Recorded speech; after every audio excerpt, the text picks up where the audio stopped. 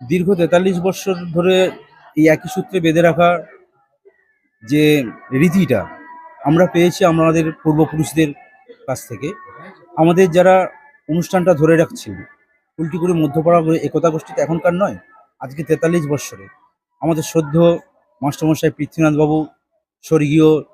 আমাদের সঞ্জয় কুমার প্রামাণিক মহাশয়, দুলালচন্দ্র প্রামাণিক মহাশয়, মানে সবারই মানে আমাদের এক একজন রত্ন, মানে প্রত্যেকেই আমাদেরকে পথ দেখিয়েছেন যে এই ধারাটাকে তোমরা বজায় রেখে চলো। আমাদের বাংলা সংস্কৃতির ধারা ধীরে ধীরে যে পৃথিবী থেকে অবলুপ্তির পথে, সমাজ থেকে অবলুপ্তির পথে, বাংলা ভাষাটা যে অবলুপ্তির পথে, সেই বাংলা ভাষাকে বাঙালির বুকে ফিরিয়ে আনার জন্য এই সংস্কৃতিকে আমরা ফিরিয়ে আনছি বা এই সংস্কৃতিকে আমরা ধরে রাখছি। রবীন্দ্রনাথ, নজরুল, সুকান্ত, তারা যে জিনিসগুলো করে গেছেন, যে কবিতা লিখে গেছেন, যে গান লিখে গেছেন, সেই সমস্ত জিনিসগুলো আজ